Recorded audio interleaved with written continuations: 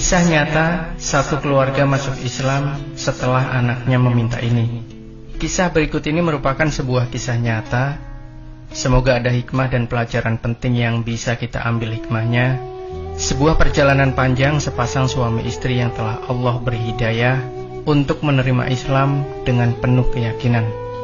Cerita ini bermula dari sosok Agnes yang merupakan wanita Katolik yang sangat taat dengan ajaran agamanya. Setiap hari ia selalu pergi ke gereja untuk berdoa bersama dengan keluarga besarnya. Agnes yang Katolik tersebut ternyata memiliki seorang kekasih bernama Martono yang beragama Islam. Namun saat Martono melamarnya, ia berkata lebih memilih Yesus Kristus dibandingkan dengan cinta manusia. Ketegasan yang ada pada diri Agnes mulai menggoyahkan iman Martono untuk tetap berpegang teguh pada ajaran Islam. Meski Martono beragama Islam, akan tetapi kewajiban layaknya seorang muslim seperti sholat sangat jarang ia kerjakan. Alhasil Martono pun masuk dalam agama Katolik demi mendapatkan gadis pujaannya. Mereka melangsungkan pernikahan di gereja Ignatius Magelang pada tanggal 17 Oktober 1982. Setelah menikah dan menyelesaikan kuliahnya di salah satu universitas ternama di Jogja, keduanya pun pindah dan menetap di Bandung. Tempat yang mereka pilih adalah kompleks perumahan yang di wilayah timur Bandung. Kebahagiaan kian dirasakan oleh kedua pasangan tersebut dengan hadirnya anak-anak mereka yang bernama Adi, Ica, dan Rio. Di tempat barunya tersebut, Agnes dan suaminya mulai aktif mengikuti berbagai peribadatan yang dilakukan di Gereja Suryalaya Buah Batu Bandung. Suaminya yang saat itu menduduki kepala divisi properti PT Telkom Cisanggarung Bandung pun bisa dibilang memiliki pendapatan yang bisa membuat keduanya mampu hidup berkecukupan dan mampu menyisihkan sebagiannya untuk pemeliharaan gereja. Mereka berdua berinisiatif untuk membangun sebuah gereja yang berlokasi dekat dengan perumahan dengan mengumpulkan dana dari para tetangga sekitarnya yang beragama serupa, dan akhirnya pun sebuah gereja telah berhasil mereka dirikan. Yang mengherankan adalah sikap Martono yang masih sayang dan menghormati kedua orang tuanya dengan memberangkatkan keduanya ke Tanah Suci. Memang kedua orang tua Martono merupakan seorang muslim, sehingga sudah menjadi sebuah kebahagiaan bisa memberangkatkan mereka berdua untuk menjalankan rukun Islam yang terakhir tersebut.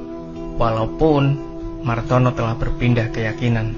Kehidupan yang serba berkecukupan dan harmonis mewarnai hari-hari dari Agnes dan Martono, hingga suatu ketika keduanya merasakan goncangan jiwa yang cukup membuat gelisah. Anaknya yang bungsu yaitu Rio mengalami sakit panas yang tak kunjung reda, sehingga membuat keduanya khawatir dan membawa Rio ke rumah sakit Kristen yang terletak di Bandung Utara. Dokter yang menangani Rio menyatakan bahwa Rio hanya mengalami kelelahan saja, namun Agnes yang merupakan ibunya tetap merasa gelisah dan takut akan kondisi anaknya yang tak kunjung sehat. Ketika dipindahkan ke ruangan ICU, kejadian cukup aneh mulai terlihat. Rio meminta ayahnya untuk memanggil ibunya yang berada di ruangan tengah. Martono pun langsung menuju Agnes dan menyuruhnya untuk masuk ke ruangan ICU. Namun jawaban Agnes cukup membuat heran Martono. "Saya sudah tahu." Martono pun masuk kembali ke dalam ruang ICU tanpa disertai Agnes. "Udahlah papa saja. Pa, hidup ini hanya berjarak 1 senti, sementara di sana nggak ada batasnya," ucap Rio. Martono tertegun dan keheranan melihat anaknya yang masih kecil bisa berkata demikian. Apa yang diucapkan oleh Rio seakan dirinya seperti orang dewasa yang sedang menasehati sesamanya. Sore pun menjelang dan Rio masih berada di ruang ICU ditemani Martono. Rio kemudian berucap, "Pak, Rio mau pulang." Dengan lemah lembut dan penuh kasih sayang, Martono menjawabnya, "Iya Rio, nanti kamu pulang bersama papa dan mama." "Enggak Pak, Rio mau pulang ke surga. Rio tunggu papa dan mama di surga," ucapnya dengan nafas yang pendek. Martono yang terkejut dengan ucapan anaknya tersebut, tiba-tiba ia mendengar suara aneh yang menyuruhnya untuk membimbing kalimat syahadat kepada anaknya. Meski kaget, Martono yang dulunya seorang muslim pun menuntun Rio dengan kalimat syahadat. Air mata Rio pun berlinang sembari melafalkan kalimat tersebut. Dalam ketakutan dan kegelisahan, Martono dikejutkan lagi dengan adanya bisikan yang memberitakan bahwa Rio akan meninggal dunia setelah dikumandangkannya adzan maghrib. Mendengar bisikan tersebut, Martono kemudian pasrah dan hanya memohonkan kebaikan bagi anaknya. Dan benar saja, pada tanggal 27 Juli 1999, setelah adzan maghrib berkumandang, Rio pun menghembuskan nafas terakhirnya. Agnes yang tak mau melihat anaknya karena merasa sedih terus, menangis dan meratapi anaknya hingga Rio ditempatkan di rumah duka. Kejadian aneh pun berulang, di mana Agnes seperti melihat Rio yang menghampirinya dan berkata, "Ma, aku gak mau pakai jas. Aku maunya pakai kain putih aja." Agnes cukup terkejut dengan pemandangannya tersebut, karena memang Rio telah tiada. Kejadian tersebut ia tuturkan pada salah satu tetangganya yang muslim dan berada di rumah duka tersebut. Pelayat tersebut menuturkan bahwa kejadian tersebut bertanda bahwa Rio ingin dimakamkan layaknya seorang muslim. Perdebatan panjang pun mewarnai hari itu.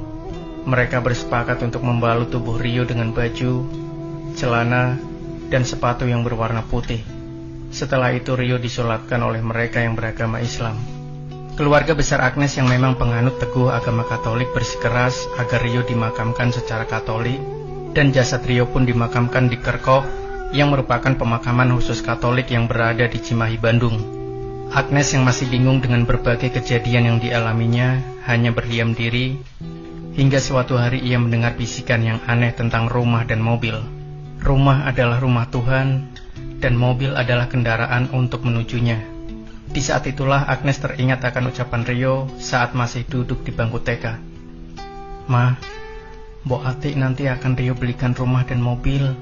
Mbok Atik merupakan orang yang merawat Rio sejak kecil di rumah, dan ia merupakan seorang muslimah yang taat beribadah, meski harus bekerja di rumah majikan yang beragama Katolik." Agnes pun saat itu hanya bisa tersenyum sembari menjawab celoteh anaknya, "Kok Mama gak dikasih sih? Mama kan nanti punya sendiri," sahut Rio. Setelah teringat hal tersebut, Agnes kemudian meminta Martono untuk mengecek ongkos haji saat itu. Ternyata dana yang dibutuhkan untuk berangkat haji adalah 17.850.000 rupiah. Sesaat setelah itu Agnes pun membuka uang duka yang tak pernah ia buka sebelumnya. Keheranan Agnes mulai memuncak karena nilai uang yang terkumpul ternyata sama persis dengan ongkos naik haji. Agnes kemudian menggantikan ucapan Rio dahulu sebagai cara untuk memberangkatkan Mbok Atik ke Tanah Suci. Hari berganti hari, Mbok Atik pun berangkat ke Mekah untuk menunaikan ibadah haji. Suatu hari ia menelpon sang majikan yaitu Agnes sembari menangis dan menceritakan bahwa ia bertemu Rio di Mekah. Rio yang sudah meninggal tersebut berpesan bahwa kepergiannya tak perlu dipikirkan. Ia merasa senang di alam yang baru. Jika ibunya merasa rindu, cukup berdoa saja. Pesan yang disampaikan lewat Mbok Atik tersebut bukannya membuat Agnes menjadi tenang, justru ia kini lebih stres dan mengharuskan untuk dirawat oleh seorang psikologi hingga 6 bulan. Satu hari pada saat Agnes tertidur lelap, ia dibangunkan oleh suara aneh pria misterius dalam mimpinya yang berkata, "Bukalah Al-Quran surat Yunus." Setelah heran dan penuh tanda tanya, Agnes pun kemudian mencari ke teman-temannya yang beragama Muslim untuk menanyakan tentang kandungan surat Yunus. Bahkan ia sempat diberi Al-Quran oleh sepupunya, namun tak ada jawaban yang ia dapat dari surat tersebut meski telah dibaca berulang-ulang. "Apa sih maunya Tuhan?" teriaknya hingga ia tersungkur ke lantai di dalam rumahnya. Dinginnya lantai membuat hati dan perasaan Agnes sedikit demi sedikit tenang dan sontak berucap astagfirullah. Agnes kemudian membuka surat Yunus ayat demi ayat dan ia menemukan jawabannya pada ayat yang ke-49. "Katakanlah, tiap-tiap umat mempunyai ajal. Jika ajal datang, maka mereka tidak dapat mengundurkannya dan tidak pula mendahulukannya." Dengan berbagai kejadian aneh yang dialaminya, Agnes mulai mempelajari Islam dan berbagai sumber buku. Dan satu hari Agnes yang merupakan penganut Katolik berkata, "Ya Allah, terimalah aku menjadi seorang Muslim. Aku tak ingin diislamkan oleh manusia lain." Agnes yang sudah mengucapkan kalimat syahadat langsung melaksanakan sholat meski harus secara sembunyi-sembunyi. Di tengah Agnes yang telah berpindah agama tersebut, suaminya masih tetap rajin menjalankan ibadah di gereja. Bahkan Martono selalu mengajak Agnes untuk ke gereja. namun Agnes menolaknya dengan berbagai alasan. Hingga suatu malam, Martono terjaga karena isak tangis yang didengarnya di suatu kamar. Di tengah rasa penasaran tersebut, ia terkejut karena melihat Agnes sedang melakukan sholat dengan menggunakan celana panjang, jaket, dan syal yang dijadikan kerudung. Martono bertanya keheranan, "Loh, kok Mama kini sholat?" "Maafkan saya, Pak. Telah mendahului Papa." Agnes pasrah dengan sikap suami nanti, apakah akan menyakitinya atau bahkan menceraikannya. Setelah Martono melihat istrinya memeluk agama Islam, ia pun mulai kebingungan menentukan arah akidahnya. Hingga suatu hari, tepatnya tanggal 17 Agustus tahun 2000, Agnes mengantar Adi untuk mengikuti lomba adzan yang diadakan oleh panitia Agustusan di lingkungannya. Cukup aneh memang, Adi yang masih beragama Katolik ingin mengikuti lomba adzan yang notabene merupakan aktivitas orang Muslim saat waktu sholat tiba. Sementara Martono yang diajak untuk ikut menghadiri justru menolak dengan alasan harus mengikuti upacara di kantornya. Dalam acara tersebut hadir pula psikologi Agnes, yakni Gangsa Raharjo. Ia mengatakan kepada Adi yang masih bersekolah di SMA Santa Maria untuk meniatkan adzannya bukan hanya untuk orang yang ada di sekitar, namun juga untuk alam semesta.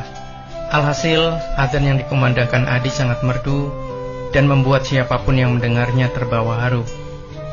Ibundanya yang melihat hal tersebut meneteskan air mata hingga tak terbendung karena bercampurnya rasa haru dan bahagia.